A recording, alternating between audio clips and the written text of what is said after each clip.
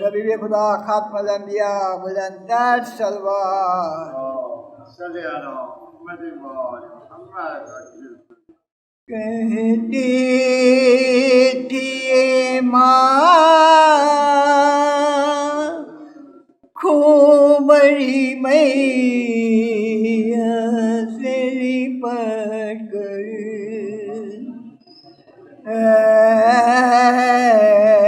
علی اکبر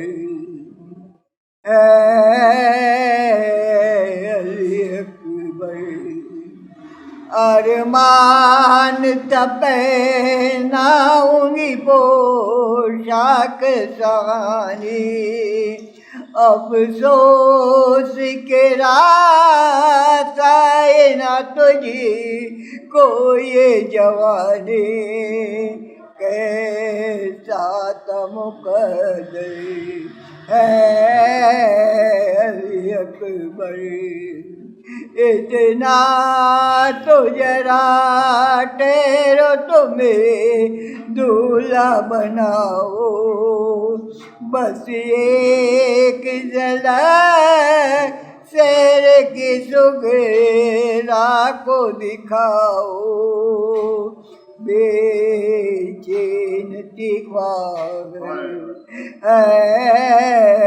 علی اکبر 18 برس پال کے پروان چڑھایا وہ گیت لالا ہے میرا خون میں نہایا یہ کیا ہوا دل بر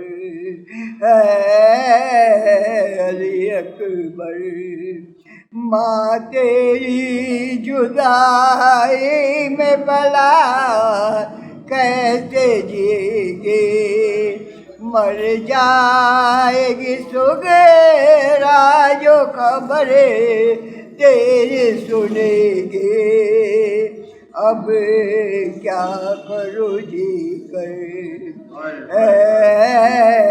علی اکبر ٹھہرو کے میرا 18ویں مہینہ تو بڑھا دو پھر لے کے بلائے تجھے جینے کے دعا دو صدقے ہوئے بادر ہے علی اکبر پہلے ایک آواز پہ اٹھے جاتے تھے بیٹا اب اتنی صداؤں پہ بھی پہلو نہیں بدلا کیا ہو گیا دل پر ہے علی اکبر تم یہ کیا لے کے جو دم توڑ رہے ہو منہ ماں سے ہمیشہ کے لیے موڑ رہے ہو روٹی ہو دل پر علی اکبر آئے جو ہمیں لوٹنے خیموں میں ستم گئے ماں دے گی صدائے علی اکبر علی اکبر چھینے جائے گی چادر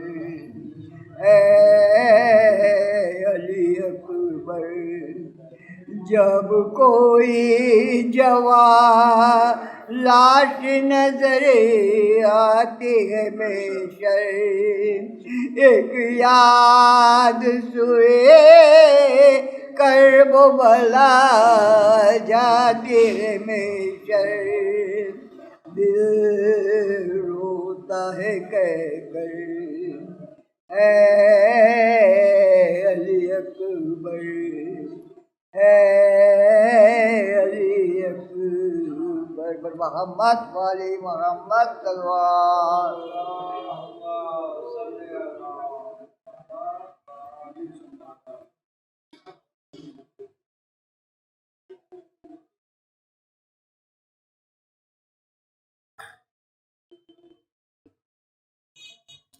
واجب الصلوات علی محمد وآل محمد اللہم صلی علی محمد غلام فاتح بدر و حنین لکھ دینا ہوں سوگوار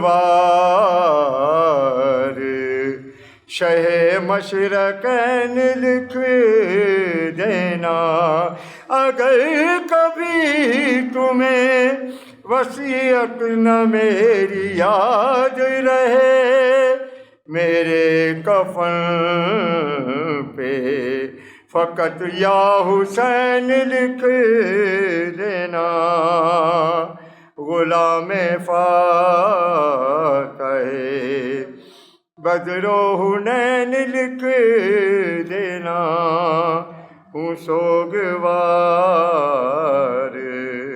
شہ مشرقین لکھ دینا غلام فاتح بر محمد وآل محمد صلوات اللہم صلی علی محمد وآل محمد لاش مظلوم کی مقتل سے اٹھائی نہ گئی لاش مظلوم کی مقتل سے اٹھائی نہ گئی حیف صد حیف ہے تربت بھی بنائی نہ گئی حیف صد حیف ہے تربت بھی بنائی نہ گئی لاش مظلوم کی مقتل سے اٹھائی نہ گئی کاش زینب کو کوئی بھائی کا پرسہ دیتا کاش زینب کو کوئی بھائی کا پرسہ دیتا اہل اسلام سے یہ ریت نبھائی نہ گئی اہل اسلام سے یہ ریت نبھائی نہ گئی او بابا بابا کی صدا گونج اٹھی زندہ میں بابا بابا کی صدا گونج اٹھی زندہ میں مرتے دم تک بھی سکینہ کی دعائی نہ گئی مرتے دم تک بھی سکینہ کی دعائی نہ گئی او کیسی ویران تھی مدینے کی فضا باد حسین اس طرح اجڑی یہ بستی کے بسائی نہ گئی بڑھ کے فضا ذرا زینب کو سہارا دینا بھی دربار میں روح داد سنائی نہ گئی او کر دیے بھائی پہ قربان جگر کے ٹکڑے عزم زینب ہے کہ روتے ہوئے پائی نہ گئی لاش اکبر پہ جھکے کہتے تھے شاہ شبیر ہم سے افسوس تیری پیاس بجھائی نہ گئی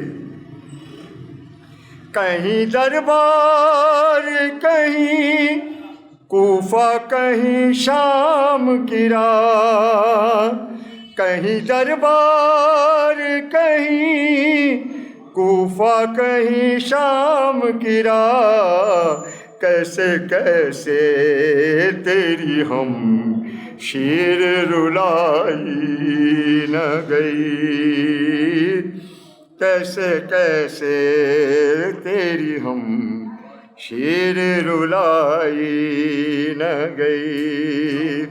او جس پہ نازاں ہوا قرآن نواسی اس کی، جس پہ نازاں ہوا قرآن نواسی اس کی، قیدی امت کی بنی شام کے زندان گئی، قیدی امت کی بنی شام کے زندان گئی، لاش مظلوم کی مقتل سے اٹھائی نہ گئی، حیف صد حیف ہے تربت بھی بنائی نہ گئی، لاش مظلوم کی مقتل سے اٹھائی نہ گئی۔ بر محمد و آل محمد صلوات اللہم صلی علی۔ کیا رہا خیموں میں شہ کے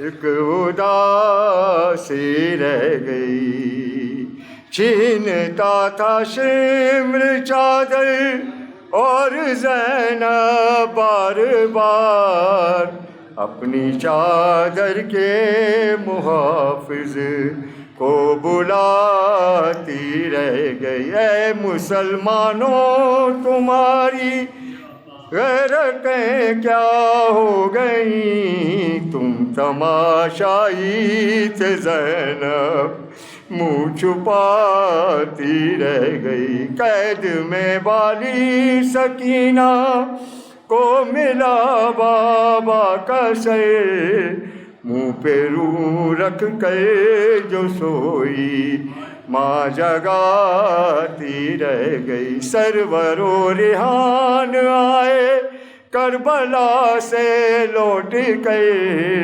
آج تک خوشبو بدن میں کربلا کی رہ گئی۔ بر محمد و آل محمد صلوات اللہ۔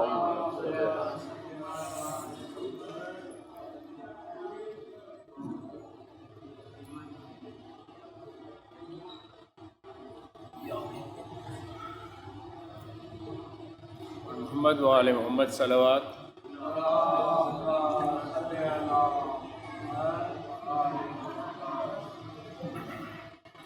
درد و الم کا مرکز احساس بن گئی، درد و الم کا مرکز احساس بن گئی، بے آس قافلے کے لیے آس بن گئی، دن ڈھل گیا تو شام غریبا کے ساتھ ہی، بیٹی علی کی حضرت عباس بن گئی، بیٹی علی کی حضرت عباس بن گئی۔ بر محمد و آل محمد صلوات۔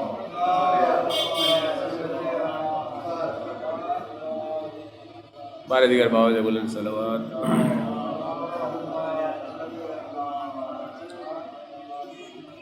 باد حسین کس نے کہا میں یتیم ہوں، باد حسین کس نے کہا میں یتیم ہوں مقتل سے آ رہی تھی صدا میں یتیم ہوں بعد حسین کس نے کہا میں یتیم ہوں جو ہے وہ ظلم کرتا ہے مجبور جان کر جو ہے وہ ظلم کرتا ہے مجبور جان کر شاید یہی ہے میری خطا میں یتیم ہوں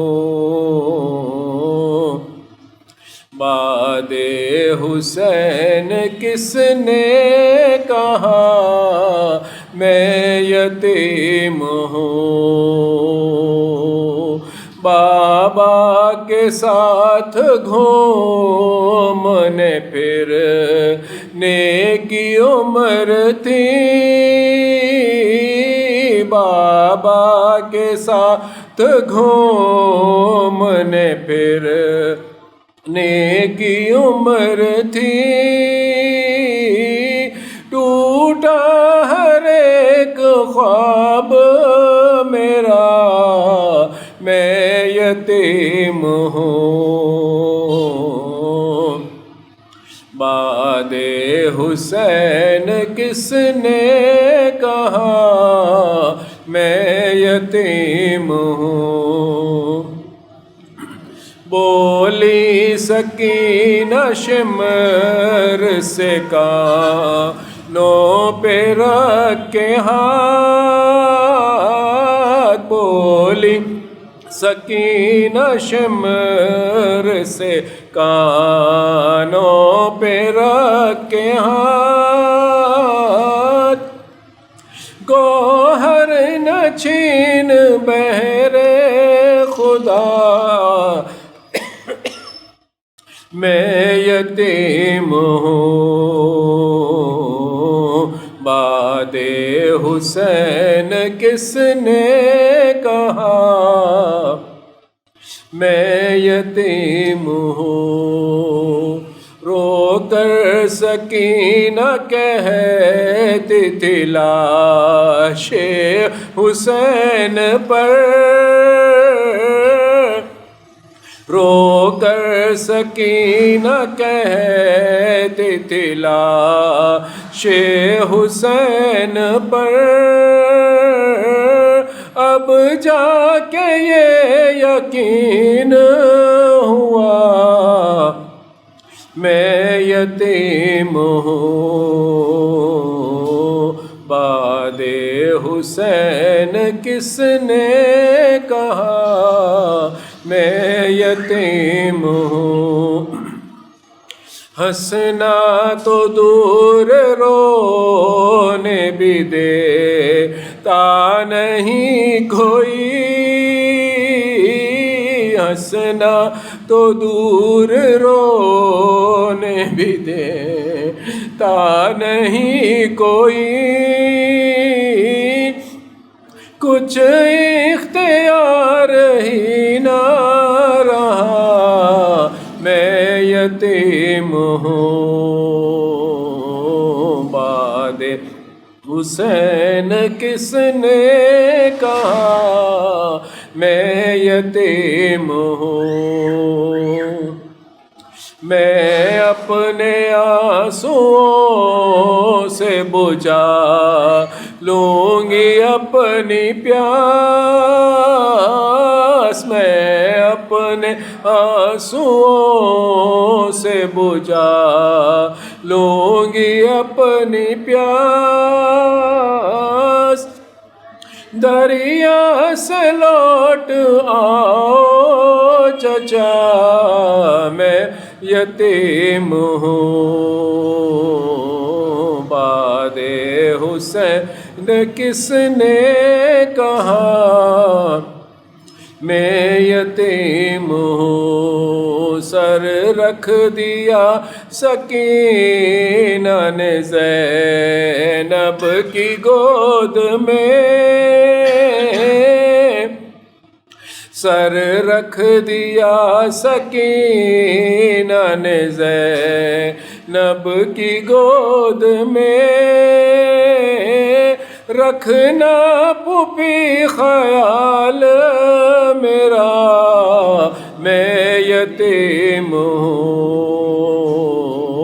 باد حسین کس نے کہا میں یتیم ہوں، مقتل سے سوئے شام یہ کہتی ہوئی چلی،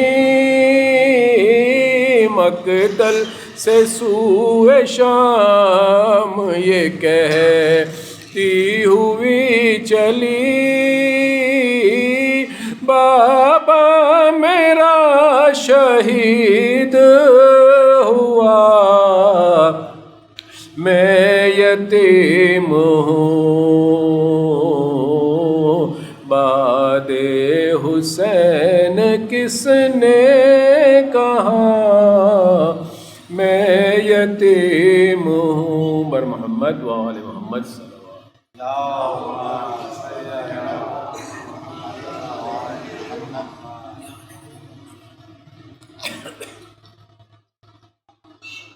محمد وآل محمد صلوات.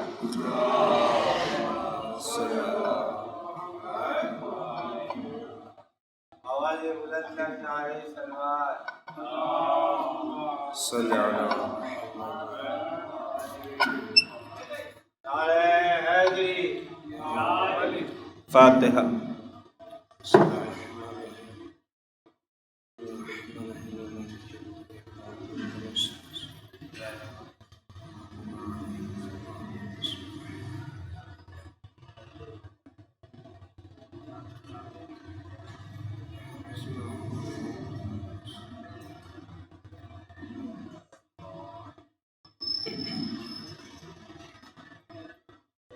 اعوذ باللہ السمیع العلیم من الشیطان اللعین الرجیم، بسم اللہ الرحمن الرحیم، رب اشرح لی صدری ویسر لی امری واحلل عقدۃ من لسانی یفقہوا قولی. الحمد للہ رب العالمین، الحمد للہ المعروف من غیر رؤیہ، والخالق بغیر منصبہ، خلق الخلائق بقدرتہ، واستعبد الارباب بعزتہ، وساد العظماء بجودہ، ثم الصلاة والسلام والتحیۃ والاکرام علی خیر الانام ابی القاسم محمد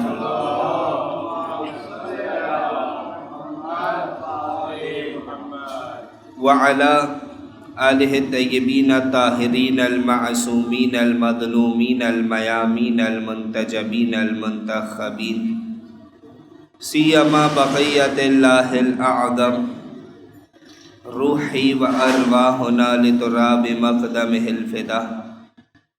اللہم عجل لولیک الفرج، واللعن الدائمۃ الباقیۃ علی اعدائہم اجمعین، من یوم عداوتہم الی قیام یوم الدین. اما بعد فقد قال اللہ تبارک و تعالی فی کتابہ المبین، بسم اللہ الرحمن الرحیم، تبارک الذی بیدہ الملک وہو علی کل شیء قدیر. صلوات.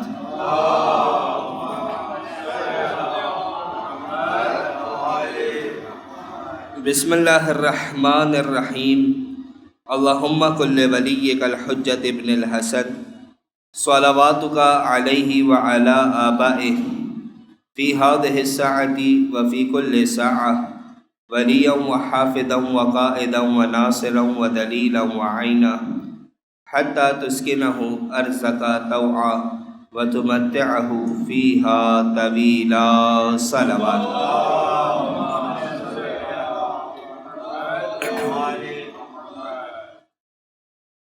سامعین گرامی، مجلس اعضاء برائے ایصال ثواب ہے اور کچھ موضوعات پر گفتگو کرنے کے لیے حکم دیا گیا ہے، لہذا کوشش کی جائے گی کہ اس مختصر گفتگو میں ان موضوعات کو شامل رکھا جا سکے. آج کی گفتگو کے لیے سورہ مبارک ملک کی ابتدائی آیت کو پیش کیا گیا کہ جس آیت میں ارشاد رب العزت ہو رہا ہے تبارک الذی بیدہ الملک، کہ بابرکت ہے وہ ذات اقدس کہ جس کے قبضہ قدرت میں ملکیت ہے،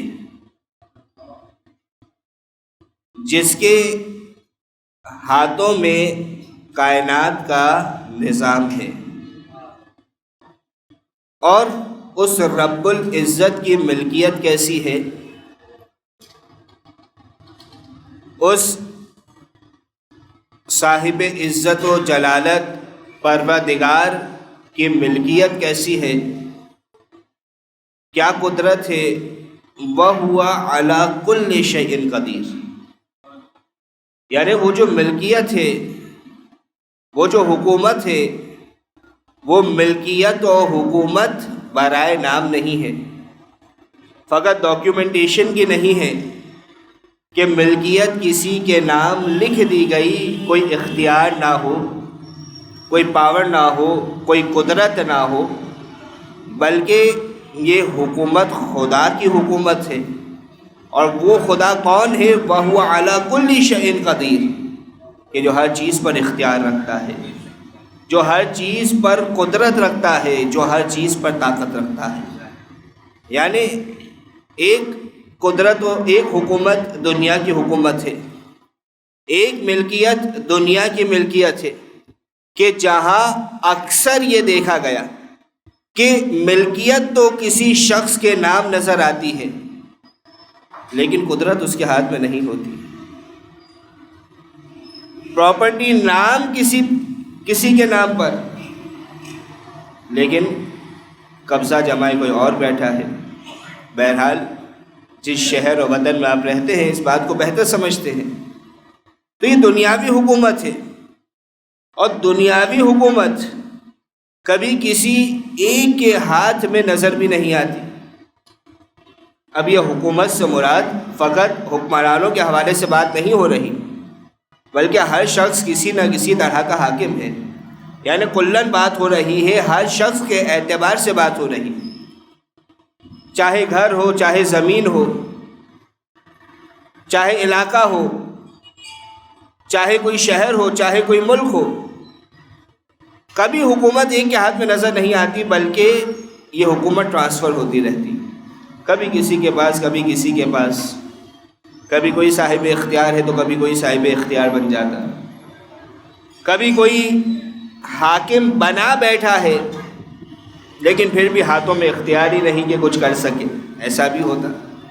یعنی سنتے ہیں نا دعوے کہ فلاں بندہ کسی جگہ کا حاکم مقرر ہو گیا، کسی بھی پوسٹ پہ چلا گیا، کوئی بھی عہدہ مل گیا. جب پوچھا گیا کام کیوں نہیں ہوا، کہا کہ عہدہ تو ہے، حکومت تو ہے، لیکن اختیار نہیں ہے، اختیار کسی اور کے پاس. ایسا ہوتا ہمارے یہاں. لیکن جہاں بات کی جاتی ہے پروردگار کی حکومت کی، جہاں بات کی جاتی ہے الہی نظام کی، جہاں بات کی جاتی ہے الہی قانون کی تو وہاں ایسا نہیں ہوا کرتا کہ حکومت کسی اور کی ہو، اختیار کسی اور کا ہو، ملکیت کسی اور کی ہو، اختیار کسی اور کا ہو، قابض کوئی ہو اور نام کسی اور کا ہو، نہیں، بلکہ الہی قانون میں حکومت اور ملکیت بھی اللہ کی ہے، قدرت و اختیار بھی اللہ کا ہے۔ صلی علی محمد و علی محمد۔ یعنی جس کی حکومت ہے، جس کی ملکیت ہے، اسی کے ہاتھوں میں اختیار ہے، وہی صاحب قدرت ہے، وہی صاحب اختیار ہے۔ لیکن جو صاحب اختیار ہے، اب ایک چھوٹی سی مثال آپ کے سامنے پیش کروں کہ کسی نے کوئی جگہ بنائی، اب وہ جگہ بنانے کے بعد اس جگہ پر مختلف عہدے دینا، یعنی کمپنی بنائی، ایک آئی ٹی فرم بنایا، ایک بندے نے بڑی محنت کی، آئی ٹی فرم بنا لیا۔ اب اس فرم کو بنانے کے بعد، اس کمپنی کو بنانے کے بعد، وہ آتا ہے ایک دن اپنی کمپنی میں، دیکھا کہ کمپیوٹر لگے ہوئے ہیں، مختلف افراد بیٹھ کے کام کر رہے ہیں۔ اس سے سوال کیا کہ تم یہاں پر کیسے آ گئے، تمہیں کس نے جاب دی؟ تو کہا کہ مجھے مینیجر نے جاب دی۔ اب وہ مینیجر کے پاس گیا، کہا کہ تم نے انہیں جاب دی، بتاؤ یہ کہ تم کیسے آ گئے؟ مینیجر نے کہا کہ مجھے جو کمپنی کا سی ای او ہے اس نے یہ جاب دی ہے۔ اب وہ سی ای او کے پاس جاتا ہے اور جانے کے بعد کہتا ہے کہ تم نے ان سب کو لگا دیا کمپنی میں، پہلے یہ بتاؤ کہ تمہیں یہ کرسی کس نے دی، تمہیں یہ عہدہ کس نے دیا، تمہیں یہ ڈیزگنیشن کس نے دیا؟ اب سی ای او کہتا کہ بھائی مجھے میرے دوستوں نے کہا کہ فلاں فرم تیار ہے، جاؤ اس کی سی ای او کی کرسی پہ جا کر بیٹھ جاؤ۔ تو اس سے کیا کہا جائے گا؟ کہا جائے گا کہ یہ کمپنی تمہارے دوستوں کی نہیں ہے بلکہ اس شخص کی ہے۔ اب اس کی مرضی ہے کہ سی ای او کی کرسی پہ کسے بٹھائے، مینیجر کی کرسی پہ کسے بٹھائے اور عام ورکرز و اسٹاف کا عہدہ کسے دے، یعنی کوئی اور آ کر وہاں پر انٹرفیئر نہیں کر سکتا۔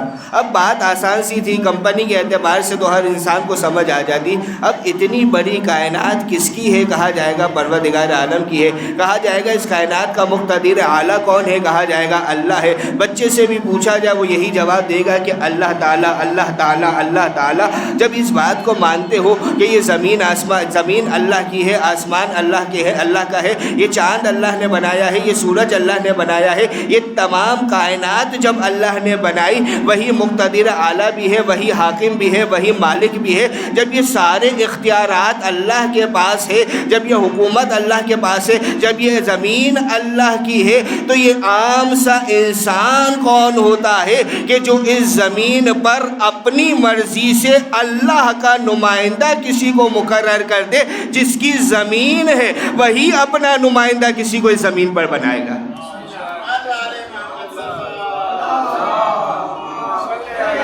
محمد ایک مرتبہ بہتر انداز پہ درود پڑھ دیجیے گا، صلی علی محمد۔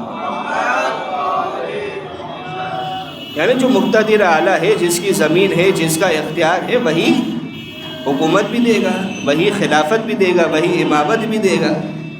یعنی یہ کس کا کام ہے؟ پروردگار کا کام۔ اور اب اللہ کی مرضی، جسے جو اختیار چاہے دے دے، جسے جو اختیار دینا ہے دے دے، اللہ کی مرضی ہے۔ ہم نہیں ہوتے کہنے والے کہ معصوم نے فلاں کام کیسے کر لیا، یہ تو اللہ کا کام ہے۔ علی نے ٹھوکر سے مردے کو کیسے جگا دیا، یہ تو اللہ کا کام ہے۔ علی نے سورج کو کیسے پلٹا دیا، یہ تو اللہ کا کام ہے۔ یعنی جب فضائل بیان کیے جاتے ہیں، آج کل اپنے سوال کرتے ہیں کہ بھلا یہ کیسے ممکن ہے، تم غلو کی باتیں کر رہے ہو، تم شرک کر رہے ہو، یہ تمام کام تو اللہ کے، ہاں اللہ کے کام ہے، لیکن جب اللہ نے خود ہی مولا کو دے دیے تو ہم کون ہوتے ہیں بولنے والے؟ جب اللہ نے خود ہی دے دیے ہم کون ہوتے ہیں بولنے والے؟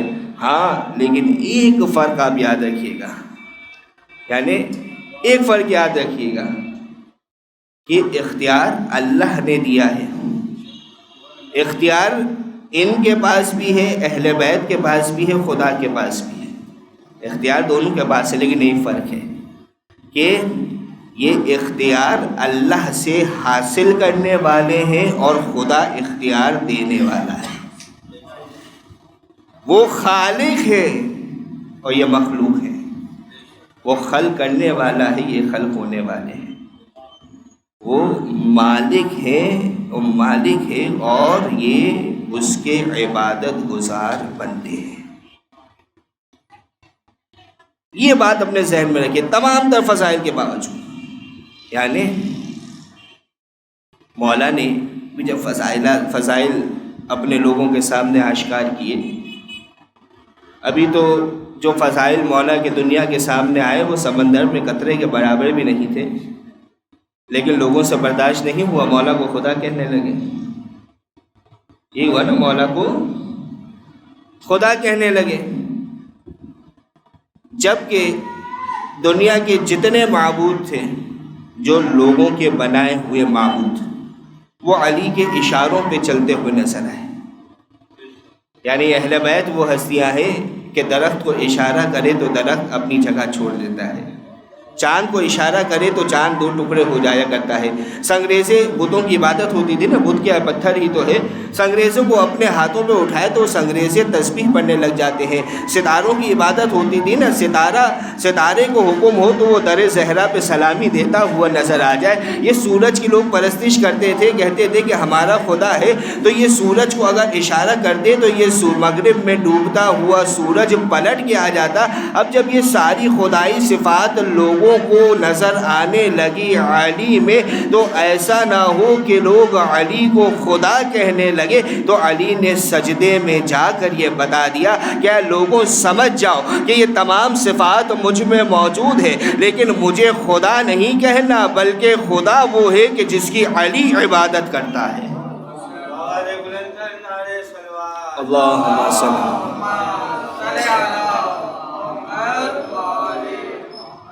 اور واقعاً اگر یہ اختیار اگر خدا کو اہل بیت نہ سمجھواتے، ہمیں خدا سمجھ نہیں آتا، یہ مظہر صفات پروردگار ہے، پروردگار کی صفات دیکھنی ہو تو اہل بیت میں نظر آئیں گی، ورنہ انسان خدا کو یعنی کما حقہ اہل بیت کو نہیں سمجھ سکتے، خدا کو کہاں سمجھے۔ لیکن جو کچھ سمجھنے کی کوشش کرتے ہیں، کیسے سمجھتے ہیں؟ اہل بیت نے سمجھوایا ہے، اہل بیت کو دیکھ کر، انہیں جان کر، ان کی سیرت کو پڑھ کے خدا کو سمجھا ہے۔ یہ اہل بیت ہے۔ اور اگر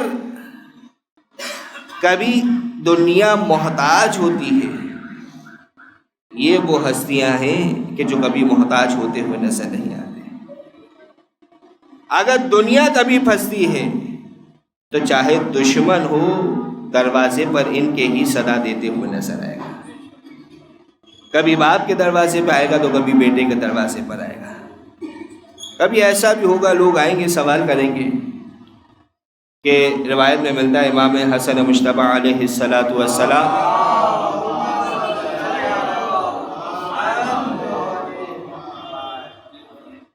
مولا کائنات کے پاس سوالات لائے گئے تھے، مولا کائنات نے امام حسن مجتبی کے پاس بھیج دیا، اور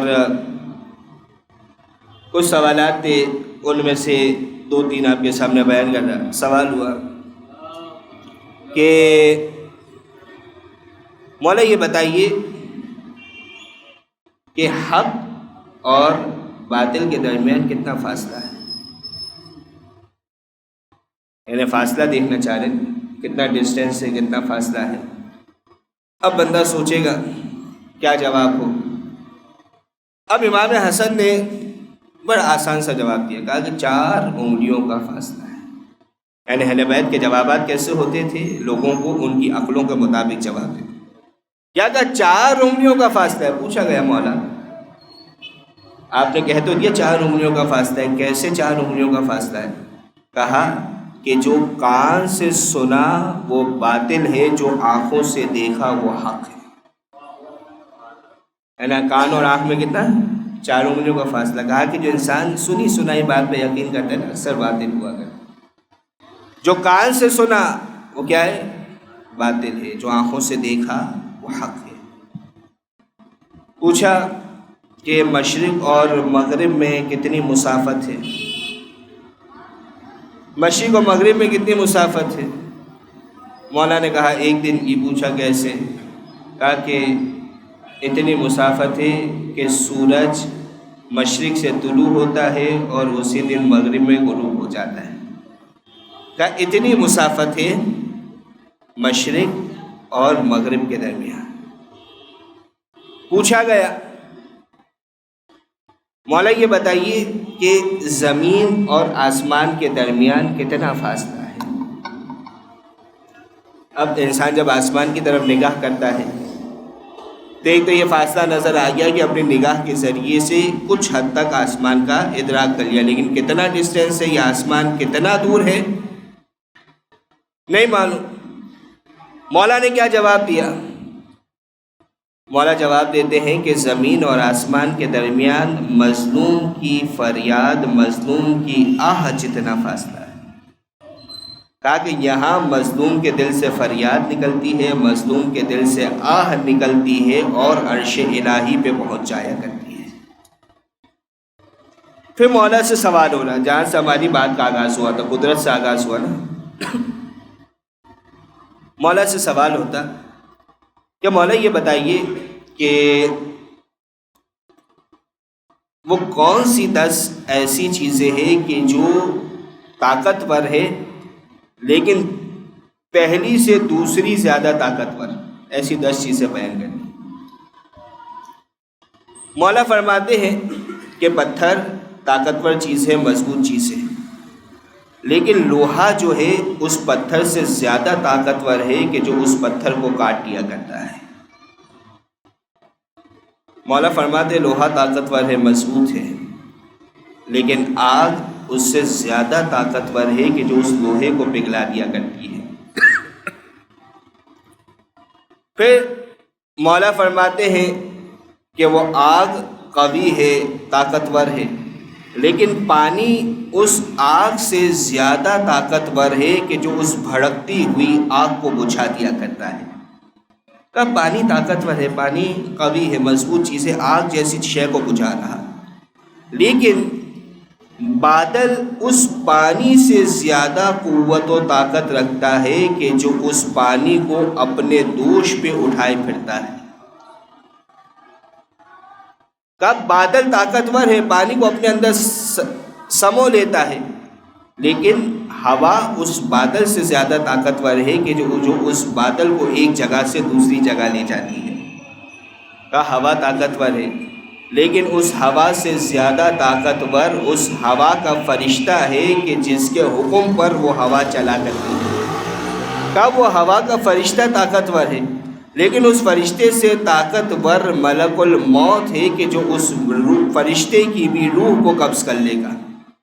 مولا فرماتے کہ ملک الموت طاقتور ہے، لیکن اس ملک الموت سے زیادہ قوت و طاقت خود موت کی ہے کہ جس سے یہ ملک الموت بھی نہیں بھاگ سکتا، اور خود یہ موت امر الہی کی تابع، امر الہی کی تابع۔ گویا مولا یہ بیان کرنا چاہ رہے کہ انسان چاہے بھی تو کس پہ اختیار حاصل کر سکتا ہے، یا پتھر پہ، یا لوہے پہ، یا پانی پہ، ہم وہ ہے کہ جس کے ہاتھوں میں امر الہی موجود ہے۔ صلوات پڑھیے گا محمد و آل محمد۔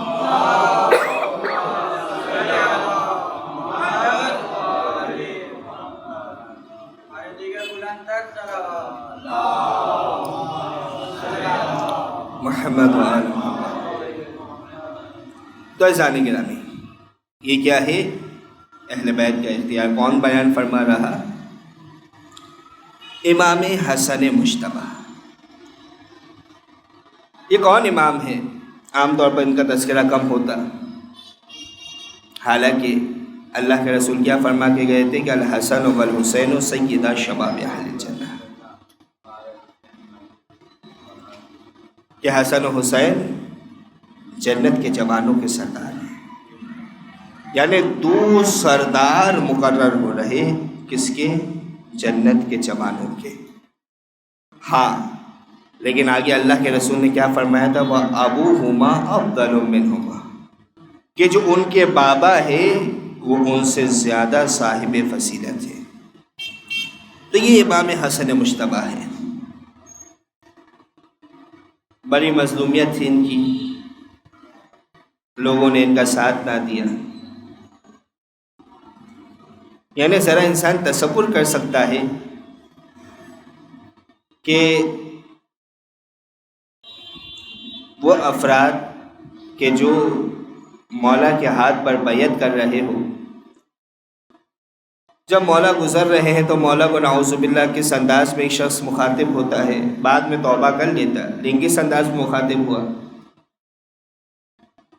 السلام علی المدل المسلمین، کے سلام ہو آپ پر، نعوذ باللہ ثم نعوذ باللہ، خاکم بدہن مسلمانوں کو ذلیل و رسوا کرنے والے۔ جب مولا نماز پڑھ رہے تو دوران نماز مولا کا مصلی کھینچ دیا جاتا ہے، مولا زمین پر گرتے ہیں۔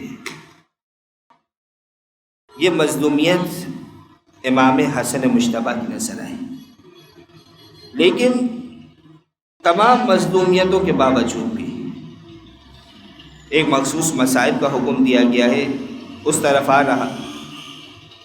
یعنی مولا کو زہر دے دیا گیا، مولا نے جگر کے ٹکڑے تشت میں گرتے ہوئے نظر آئے۔ تمام مصائب کے باوجود بھی جب امام حسن نے سید الشہداء کو گریہ کرتے ہوئے دیکھا تو امام حسن کیا فرماتے ہیں؟ لا یومک یومک یا ابا عبداللہ، اے ابا عبداللہ الحسین، جیسا دن آپ کا ہوگا نہ ایسا دن کسی پر آیا ہے نہ ایسا دن کسی پر آئے گا، نہ ایسی مصیبت کسی پر آئی ہے نہ ایسی مصیبت کسی پر آئے گی۔ یعنی ذرا تصور تو کیجئے کہ کربلا کی قربانی کیسی ہے، سید الشہداء کی مصیبت کیسی ہے کہ نہ انبیاء نے ایسی مصیبت دیکھی نہ ائمہ نے ایسی مصیبت دیکھی سوائے حسین کے۔ یعنی کیسے کیسے لاش حسین نے اٹھائے۔ یعنی اسی شہید کے تذکرے کا حکم دیا گیا ہے کہ روایت میں ملتا ہے کہ جس شہید کے جانے نے حسین کی بینائی چھین لی۔ عزادارو جانتے ہیں نا وہ کون سا شہید ہے؟ بنی ہاشم کا پہلا شہید، وہ شہید کہ جس کے بارے میں ملتا ہے کہ اگر مدینے میں کبھی کسی کو اللہ کے رسول کی زیارت کرنی ہوتی تو علی اکبر کے چہرے کو دیکھ لیا کرتا تھا۔ وہ شہید کہ جب بیویوں سے رخصت لینے گیا ہے نا، روایت یہ کہتی ہے کہ 17 مرتبہ خیمے کا پردہ اٹھا ہے، 17 مرتبہ خیمے کا پردہ گرا ہے، 17 مرتبہ اکبر باہر آتے ہیں، کوئی دامن پکڑتا ہے، کوئی بیوی دامن پکڑتی ہے، اکبر دوبارہ خیمے میں چلے جاتے ہیں۔ عزادارو روایت میں نام تو نظر نہیں آیا، لیکن اتنا احساس ضرور ہوتا ہے کہ اگر کوئی بزرگ مستورہ ہوتی نا تو اکبر کو یا تو شانوں سے پکڑتی یا کاندھوں سے پکڑتی۔ ارے کوئی اکبر کو دامن سے پکڑ رہا ہے، یقیناً کوئی بچی ہوگی، دل کہتا ہے کہ 4 سالہ سکینہ ہوگی، کہتی ہوگی کہ بھیا علی اکبر، ارے سب تو چھوڑ کر جا رہے ہیں، تم ہمیں چھوڑ کے نہ جانا۔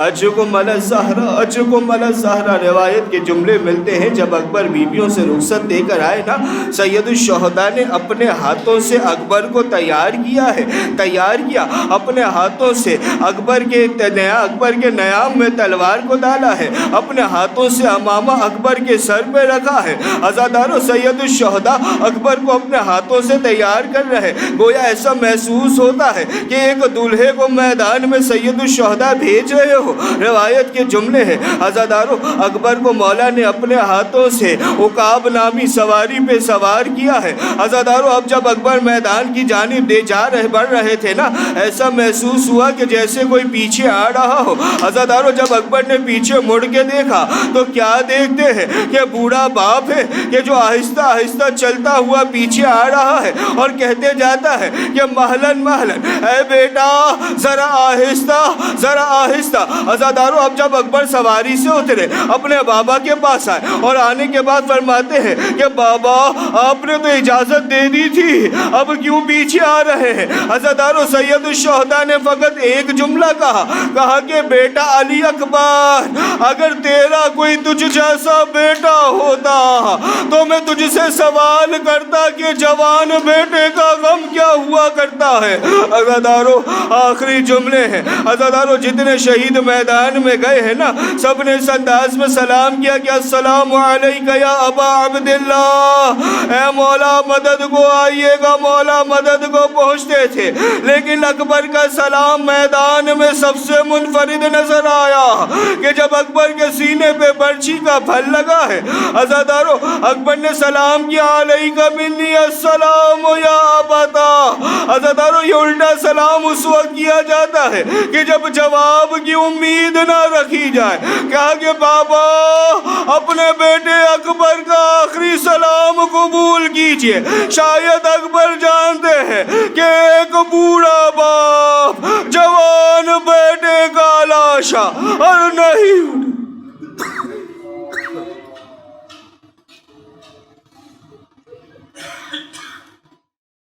الا ولعنت اللہ علی القوم الظالمین وسيعلم الذین ظلموا ای منقلب ینقلبون بار الہ اس ذکر کو اپنی بارگاہ میں قبول فرما بار الہ محمد آل محمد کا واسطہ مولا حسن مجتبیٰ کا واسطہ شہزادہ علی اکبر کا واسطہ جن مرحومین کے لیے سال ثواب کا اہتمام کیا گیا اور تمام مومنین و مومنات کے مرحومین کی مغفرت فرما بار الہ انہیں اعلیٰ علیین میں جوار معصومین میں جگہ عنایت فرما بار الہ خان بہادے کو صبر جمیل عنایت فرما بار الہ کوئی غم نہ دے سوائے غم اہل بیت کے بار الہ جب تک ہمیں زندہ رکھ ولایت اہل بیت پر باقی رکھ اور جب بھی ہمیں موت دینی ہو اسی ولایت پر موت دے بار الہ جو بھی مومنین و مومنات پریشان حال یا مصیبت میں گرفتار ہے مولا حسن مجتبیٰ کا واسطہ شہزادہ علی اکبر کا واسطہ تمام کی پریشانیوں کو مصیبتوں کو دور فرما دے بار الہ تمام بیماروں کو شفا یاب فرما دے اپنی آخری حجت کے ظہور میں تعجیل فرما قلب مطہر امام زمان کو ہم سے راضی و خوشنود فرما سورہ فاتحہ کی گزارش برائے مرحوم خرم رضا علی ابن صادق علی مخرج محمد جعفر ابن مختار علی مخرج مرحومہ نور زہرہ زوجہ محمد جعفر اور مخرج فیملی کے تمام مرحومین و تمام مومنین و مومنات کے مرحومین کی ارواح کو اصال ثواب کرتے ہوئے رحم اللہ من یقرأ الفاتحہ